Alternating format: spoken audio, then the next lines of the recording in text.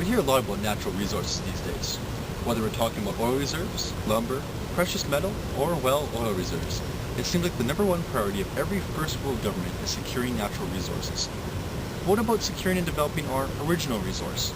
Labor, people, citizens. I'm Michael DiPasquale, 19 of Richmond, British Columbia. But what makes me Canada's next great Prime Minister is my bold plan for improving the overall economic, social, and medical health of Canada's most abundant, most important, and most often ignored resource, Canadian citizens. Like all great plans, however, it will take several initiatives to succeed. Here's but the first. Safety, health, and financial security. Three pillars critical to Canadian life are each offset in turn by crime, disease, and poverty.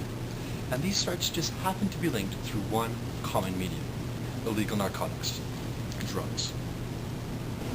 We all know the threat posed by illegal narcotics in our society, but what will make my plan succeed when countless others have failed? The key is my plan has two elements.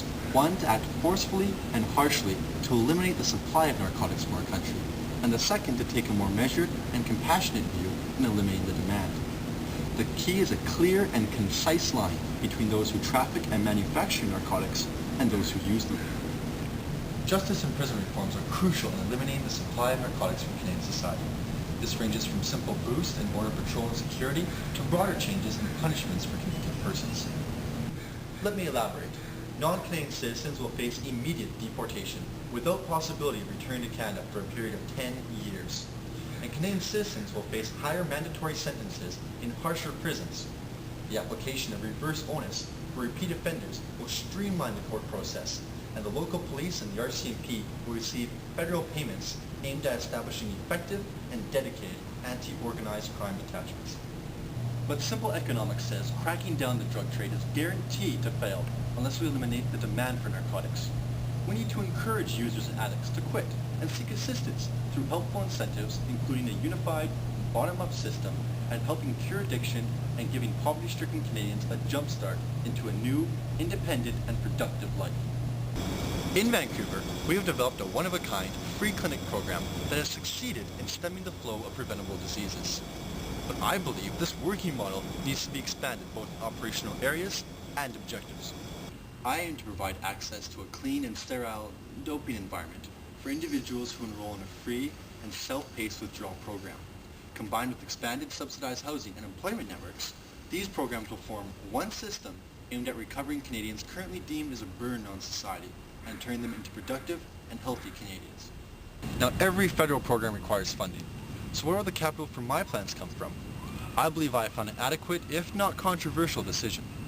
A 2005 federal fiscal report cited $6.6 billion federal dollars to the RCMP, prison system, and border security. That same report cited roughly $4 billion spent on foreign aid, with plans to double that amount by 2011. As Prime Minister, I would have an obligation to hold the welfare of Canadians first above all else. So how can I justify spending billions of unaccountable dollars when hundreds upon thousands of Canadians suffer daily?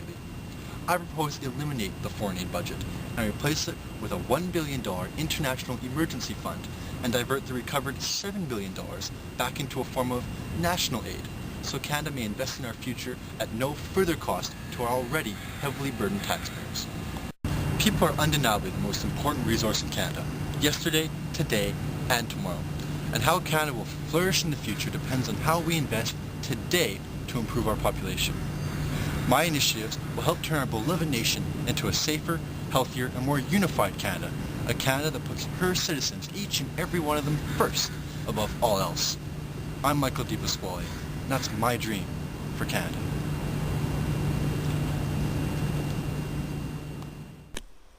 Video brought to you by Michael DiPasquale for Prime Minister. Side effects may include safer streets, a stronger economy, and increased patriotism and national pride. Please vote responsibly.